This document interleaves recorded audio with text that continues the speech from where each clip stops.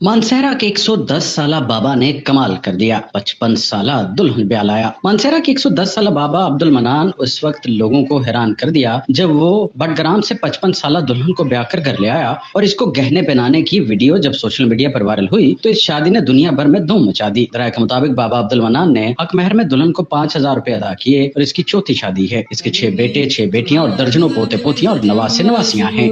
आपने अपनी वकालत सैयद के साथ दिलबर बीबी डॉक्टर सुल्तान